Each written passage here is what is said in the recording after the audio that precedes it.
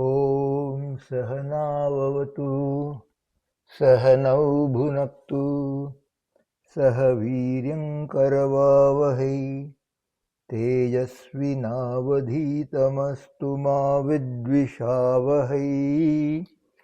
ॐ शान्ति शान्ति शान्तिः. We're reading from the book Meditation and Spiritual Life by Swami Yatiswarananda. We are currently in chapter 35, Spiritual Tidbits. It's a long chapter, so we'll be covering it over multiple sessions. Important factors before beginning spiritual practices are a controlled life, diet, exercise, rhythmic breathing. As regards food, eat only what you can assimilate. Every aspirant must find out what is good for him. Exercise is necessary.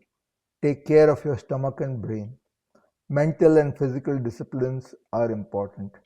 Follow the steps consciously, intelligently, not mechanically. Create the right mood. Give attention to your breathing. This in itself is a bit of concentration. When breath is controlled, the mind will come back to itself.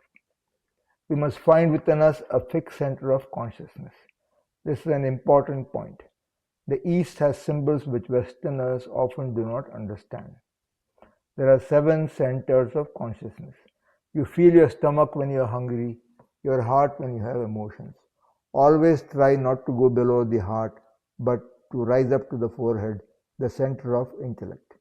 For sentimentalists, it is better to take the head as their center of consciousness. For over-intellectuals, the heart. These centers are to be taken more in a psychical than in a physical sense. Imagine the spinal cord with its nerve center like a staircase. The different thought planes are the different flats. The nerve current is flowing up and down. First, fix your center of consciousness. Feel an infinite space there of which your point of consciousness is the center. Sometimes there is a downward pull. You move to lower centers. Learn the technique of controlling it. The point of control is in us. The center of gravity is in us. Imagine the divine in the form of light, but not in terms of material light. Feel the center of consciousness as luminous. One may take the help of symbols. Some imagination is to be allowed. Symbolic representations take us higher and nearer to the truth. Imagine the luminous form of a deity seated in the center of your consciousness. Or imagine that you are a bird flying in the atmosphere of the divine. This gives you a feeling of vastness. Or imagine the ocean and the bubble and their unity. The task of the bubble is to feel its unity with the ocean. The bubble can be pricked and then it becomes one with the ocean. Japa, a repetition of some holy sound symbol and dwelling on its meaning, is one of the most effective types of spiritual practice. It develops into meditation, which means maintaining the same thought current without any break. This culminates in absorption in the divine and finally in illumination and actual union between the soul and the divine. The aspirant must strive to maintain harmony rhythm in mind and body. Different rules suit different people, but all must try to establish harmony between mind and body. We must establish a definite relationship with the divine. He may be looked upon as the Father, Lord, Mother, Child, or Beloved, and also as the soul of our souls. Our real soul is a spiritual entity distinct from the body and the mind. You must always try to think in terms of the spirit. Before meditation, try to think yourself as part of the divine or as a child of God. Say, I am a spiritual entity. Attune your will to the divine will. We are beyond all sex in our essential divine nature. We are without any earthly relations which are always associated with the body. We are modes of God. God is a circle and we are like points. Our love of God should not be negative but should be positive and creative. Let us worship the divine and serve the divine, not only in the divine forms, but also in all forms that manifest the divine. When we consider ourselves to be the children of the divine, at first it is an imagination, later on it becomes true as an experience. The idea that we are parts of a whole is at the beginning of our spiritual life only an imagination. It must be realized through spiritual practice and experience. We must take a synthetic view of spiritual life. There are different paths to spiritual realization. Meditation is one, prayer is another, selfless service is yet another. Similarly, the God of creation is one aspect, the God of preservation and destruction are other aspects. Some are born with a natural inclination towards monism. They do not want to remain as bubbles but want to become one with the ocean. If the aspirant approaches any of these aspects with sincerity, he will, by the grace of God, reach the divine in all his aspects. Let the divine speak to us directly. Direct knowledge is better than theoretical knowledge. Divine grace manifests itself through our striving. Through striving, we reach God. When we attain Him, we get the highest knowledge and peace. Come to me, I will give you illumination and bliss, calls the divine. Let us respond to the divine call. There are two types of devotees, the baby monkey devotee and the kitten type. The first type clings to the mother. The second leaves everything to the mother who does all that is necessary for the devotee. Some lay great stress on striving, others on self-surrender. Again, there are some who do not want to kneel before the divine. They want to be one with him by rising above all limitations. The bhakta or devotee thinks, I am thine. The jnani philosopher thinks, I am thyself. Both have intense yearning for God, a deep thirst for the infinite. Compare the two types. In the first case, the devotee says, I am nothing, thou art everything. The philosopher says, I am not different from you. He only denies his individual existence and thinks himself to be one with the divine. In him, the ego becomes extinct. On lower planes, these two types differ somewhat widely. On the higher planes, the difference is very little. Let us strive our best, and God will do the rest. Let us profit even by our mistakes. Blessed be the mistake if it makes us wiser. Sincerity will be rewarded. God looks at our sincerity. In spiritual matters also, there is the universal law of demand and supply. The divine gives us what we need, not what we wish. God does not give us up, even if we do not care for Him. He waits for the opportunity to manifest Himself to us. This is God's grace. Be sincere and leave the fruits of your striving to Him. Our sincere striving is more important than the results. If in an elevated moment we come in touch with the divine, everything is found. We must try to realize the divine through meditation, ethical culture, selfless service, etc. Do it as a form of duty. Read always some holy texts. The readings are to be looked upon as a part of our daily spiritual practice, which is not complete without them. The duties of life must be fulfilled. Don't shirk them. They also form part of our spiritual practice. They are a kind of spiritual discipline. Every form of activity must be done as a form of service. Work then becomes worship. Say, whatever I do is my worship to Thee, O Lord. Try to give more time to your spiritual practice and less time to useless talking, useless thinking, and restlessness of the mind. Then you will do your meditation better with greater intensity. You will also do your work in a more balanced way. Some are too much engrossed in work. Some give themselves up to spiritual practice exclusively, but without success. Work and worship must go hand in hand. Don't shirk duty. Inner and outer life must be balanced. Transmute your work into worship. Consecrate all work to God. Adjustment is necessary in life. Always remember, we are all spiritual beings, spiritual entities dwelling in the body. The principal idea is the body is an instrument, a temple, a sanctuary. We must use the body in a better way. It is to be looked upon as a house of God. There are two ways to moral progress. One, follow the ethical rules. Two, change the outlook, and then it is easier to follow the rules. Do your duty in a better light. We may temporarily retire from the world, even if this be a little selfish, and then return and meet others in a higher mood. You cannot serve unless you have collected something to give others. The meditative reading of a scriptural passage is needed every day at a set hour. This is just as important as the other practices. Similarly, spiritual practice must be done at a fixed hour and never put aside. This means also the development of our willpower. The purpose of all these is the conscious control of our mental processes. A conscious life is an interesting life. Most of us are half awake and half dreaming. Unconscious cerebration must become clear, definite thinking. Then alone is life worth living. Minimize your body consciousness. Have mental freshness. Always have the mind of a youngster. Be a child again. Be born a second time. It is imperative to have mental freshness. Cultivate it consciously. Try to be in tune with the divine. The waters of life are flowing. Open the channels, open the windows, off with bad hair. Let there be freshness within, always. Vedanta believes in the potential divinity of all souls.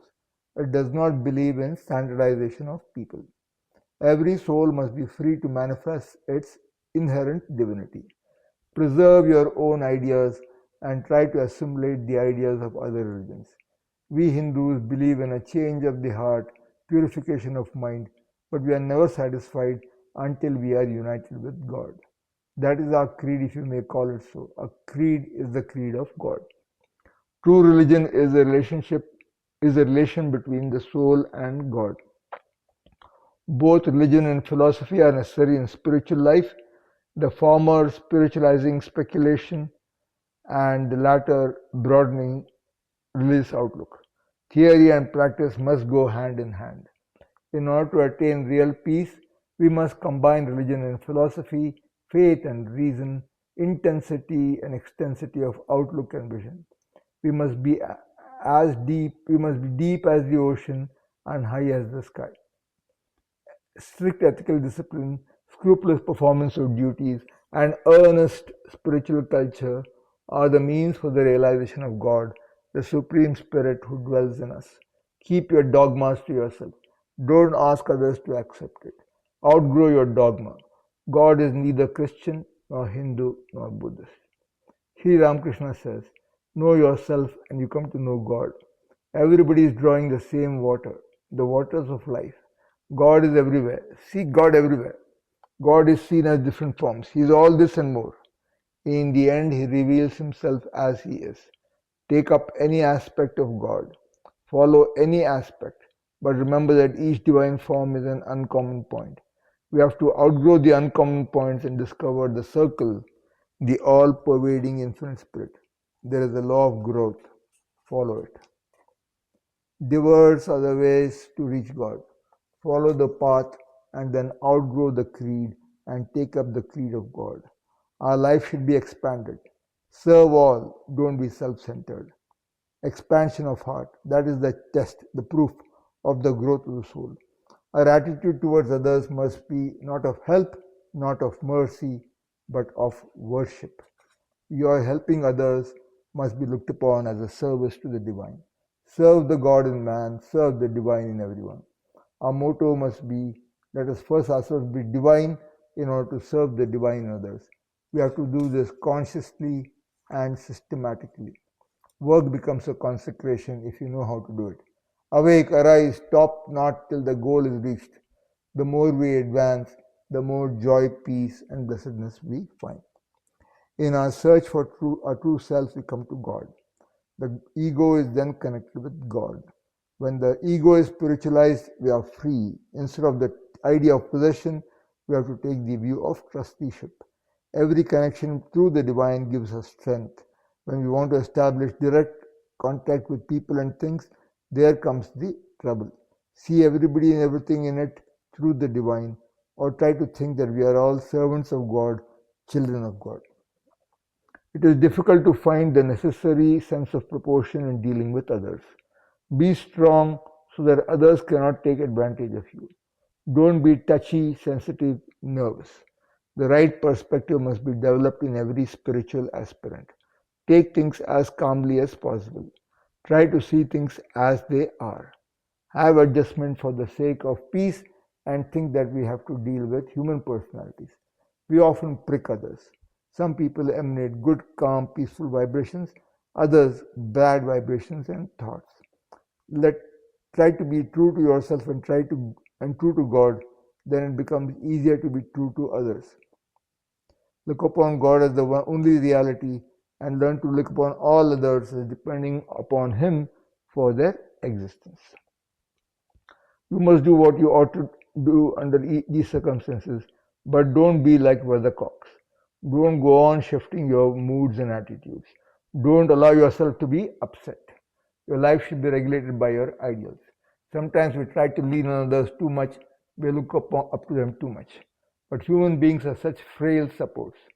Some people have the center of gravity outside instead of inside. Have your center of gravity within you. The higher self must be made the center of your personality. But then there is a danger. We become self-centered, egocentric. So we must think that the soul is a part of God. The center in us is the center of a vast space. The point of contact with God is in ourselves. Hold on to your center of consciousness, but do not forget the infinite consciousness that extends all around it. Some are egocentric at first and then become cosmocentric. At the beginning of spiritual practices, some aspirants become self-centered for a time, then they have to do some selfless work to counteract it. Meditation and prayer, when properly done, will also help us against becoming self-centered and selfish by enabling us to rise above our little self. We should never attempt to grow at the expense of others. Through gloom and darkness, we reach the light. As we progress, there will be less and less of darkness until at last we reach the light. Even the great saints and mystics experience periods of darkness and gloom. Higher thoughts must be our support during such periods. We see others, but we don't see ourselves. This is our problem. In Vedanta, it is said that we are the witnesses of our own thoughts. This attitude of the witness must be more and more developed and strengthened. Let us analyze ourselves as if we were a second person. Very often the witness is asleep. Wake him up. When a bad thought arises in you, detect it. Though thoughts generally rise from the depths of our being, but they may also come through some outside stimulus. The food that we take through our senses must be pure, but be therefore always on your guard. At any moment, we should be fully prepared to give up our pet ideas if we find that they are not the truth. We have to change our whole outlook if we want to grow. Before we die, we must achieve something substantially spiritual. Who is there that is ready to pay a high price for spiritual freedom? We know the means, the spiritual techniques, and the great ones are ready to help us. But so perverse are we that we postpone our efforts and continue to derive intellectual enjoyment from some fine ideas without bothering to realize the truth ourselves. We go on dreaming our miserable, contemptible, petty little dreams of love and greed and self-gratification, clinging on to them until they are torn away from our clutches. After several years, we ask ourselves, what have I achieved? What have I got out of this life? We should all live in such a way that we get something concrete from our spiritual life. We should get at least some glimpses of the divine light within us. No one who practices spiritual discipline sincerely and methodically leads a pure life and prays to God intensely will be disappointed.